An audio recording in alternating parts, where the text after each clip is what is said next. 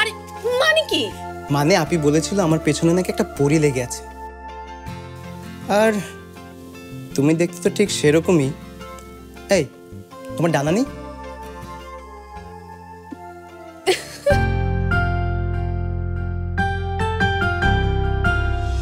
মনে স্মৃতির নকশি কাঁথা, কেউ জানে না গোপন ব্যথা, ভালোবাসার দেয়াল গড়ে সব পেয়েছে তাসের ঘরে।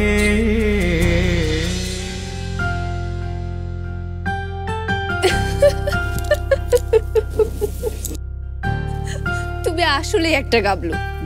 গাবলু? আর আমি টুনটুন। টুনটুন? এটা আবার কেমন নাম তোমার? এই খবরদার, আমার নাম নিয়ে কোনো কথা হবে না। এখন দাও, কি শাস্তি দেবে দাও।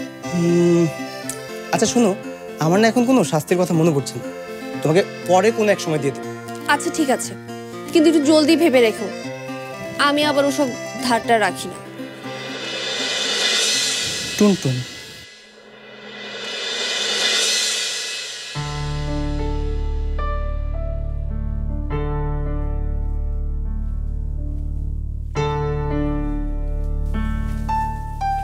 তাথই, তাথই, আপু এসো।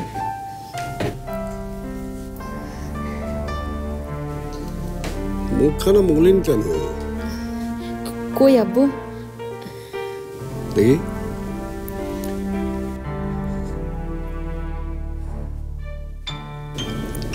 অনেক কেঁদেছিস।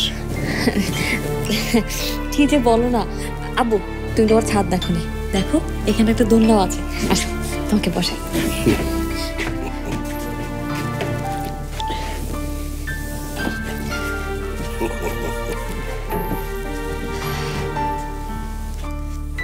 বাহ, শোন, মার উপর রাগ করে থাকিস না। না আব্বু, রাগ করিনি।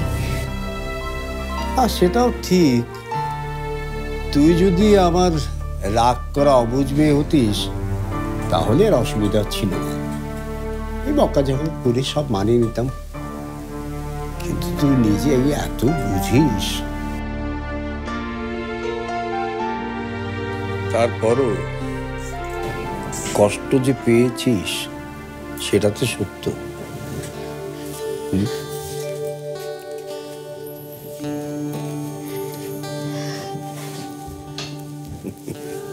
আমি কষ্ট পাইনি আব্বু, কিন্তু আমার খারাপ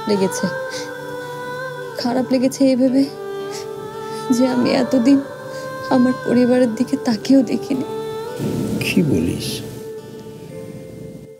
তুই যদি তোর পরিবারের দিকে না তাকিয়ে থাকিস তাহলে কে তাকিয়েছে বল? শুধুমাত্র আমাদের জন্য রাজীবের মতো একটা ছেলেকে বিয়ে করতে চেয়েছিলি, আগুনে ঝাঁপ দিতে চেয়েছিলি। হ্যাঁ, এটা বাড়ির সবাই জানে না? তোর মা একটা ট্রমার ভেতর দিয়ে যাচ্ছে এখন, বুঝলি? পরপর এতগুলো ঘটনা ঘটে গেল, এগুলো সে সামাল দিতে পারে না।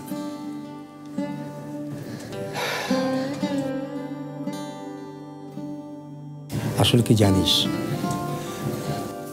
সবচেয়ে বড় কথা হলো যে তোর কখন কি হয় সেই কথা ভেবে তার এই সমস্ত ব্যাকুলতা।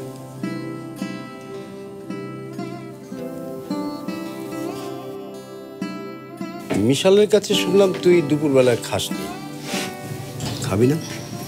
আয় চল। খাবো আব্বু, কিন্তু এখন খেতে ইচ্ছে করছে না। ঠিক আছে, কিন্তু একটা কথা মনে রাখিস,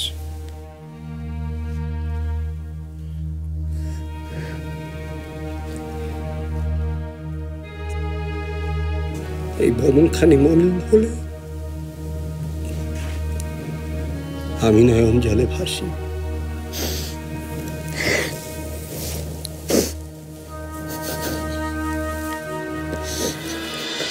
তাথই যেহেতু বাড়ির বন্ধটা ভেঙেছে, নিশ্চয়ই কোনো কারণ ছিল। তোমার মতলবটা কি বলো তো? তুমি হঠাৎ করে তাথুইকে নিয়ে ভাবা শুরু করলে? বুঝতে পারছো না? এখন তুমি আর তোমার ছেলের কাছে বড় না, ওই মেয়েটাই বড়। না হলে নিজের জন্মদিনে ওই মেয়েটার কাছে কেক নিয়ে হাজির হয়। আজ আমার জন্মদিন, সেলিব্রেট করবেন না? কি হলো?